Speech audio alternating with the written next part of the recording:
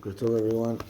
So we're continuing with the Shemes umagen, and the next points over here, we're continuing with interesting cases in Even HaEzer with regard to marriage or improper situations and how to deal with it. So there's a concept called asur lebal ve'asur leboel. And chas v'shalom, a lady cheats. Chas v'shalom, a lady cheats on her husband. So now she falls in love with this new guy. So she'll say to herself, well, you know what? Let me get divorced from my husband. Let me marry this guy. So there's a concept called en chote niskar. Someone who sins now can't get rewarded. She sinned. Now she's going to have a nice life with a new guy? No, it doesn't work like that. And asur lebal, asur leboel. If a lady actually cheats, which means she actually did the act, intercourse with someone else when she was married, then she's willingly, then she is asur to her husband, and she's asur to the guy that she did that with. Now, back in the day when we had the Bet HaMikdash, when we had the proper Bet Din, they would have been killed, the lady and the man that performed the cheating. Okay, now, if there's no edim, we can't kill them. Even nowadays, can't do that. But even without edim, she is asur to him. And even if it's something that was in hiding and no one knows about, and now she makes it look like she just divorced her husband. Now she randomly met this guy, and they already had an old connection, and the rabbis don't know about it. And how can we know? We don't know what goes on sometimes in people's private lives. So number one is often it comes out, but number two is if a person cheats and thinks that you can't cheat Hashem, and therefore they're gonna suffer in different ways if they try to cheat that way. But that's a concept of asur lebal v'asur leboel, asur to the husband and asur to the person that was cheated with. Here's another case. A Kohen falls in love with a divorced lady. He's not allowed to marry a divorced lady. And he falls in love with her and he wants to marry her. And he says, well, who knows if I'm really a Kohen? That's what my father says, that's what, but who knows? Maybe things got mixed up over the years. Does that play a role in anything? So actually there was a story here in Toronto, a sad story, but a story here in Toronto where someone did something like that. And the father of this Khatan, was saying, what is my son talking about? We're Kohanim as far as we know. And the rabbi was an Orthodox rabbi, and he really got sidelined by all the other Orthodox rabbis. He says he consulted with someone outside of the city, whatever it was, and he allowed this marriage to go through. And again, he was sidelined by all the other Orthodox rabbis.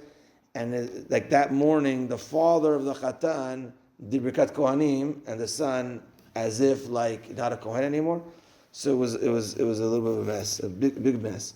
So that type of thing doesn't float. I mean, you just can't say, I'm not a Kohen. You're a Kohen. You're a Kohen. That's it. And there's another story where there was someone, Rabbi Isaac told me the story, someone that tried pulling off such a thing. He had a grusha, and he tells Rabbi Isaac, well, maybe I'm not Kohen.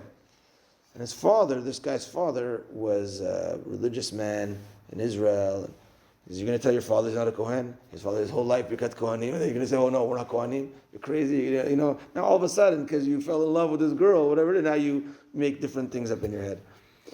So the only way that this concept could maybe apply, is if, let's say, it's after the fact, and there's a little bit of grounds. For instance, after the fact, let's say a couple gets married, and they find out that, and let's say a guy marries a divorced lady, and then they find out that the guy's a Kohen.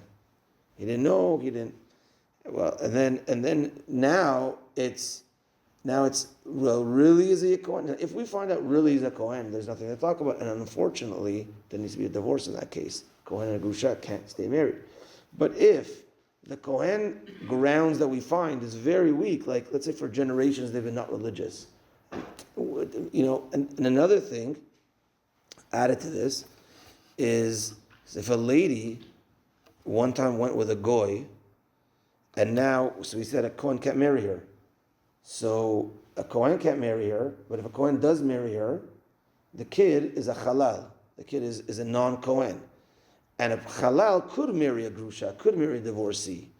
So if there's reason to say, because one of his past generations, they were not religious, so maybe one of the mothers along the way went with a goy, and then, unfortunately, really unfortunately nowadays, when girls go to university, if they're not religious and not connected, who knows what happens over there.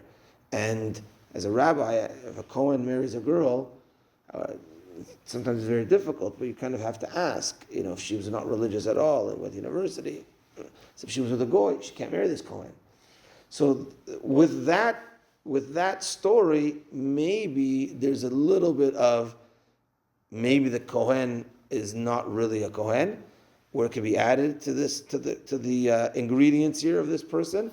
But again, it's a very, it's not very used, and it's not the common way of going about things. So the person's a Kohen, he's a Kohen, and a Kohen cannot marry a Grusha. Okay, that's that for today. Mincha tonight at 4:35. I say tonight, 4:35, is it early, right? 4:35 tonight, Bezrat Hashem, is Mincha. Have a good day, everyone. Tanan Deviliyahu.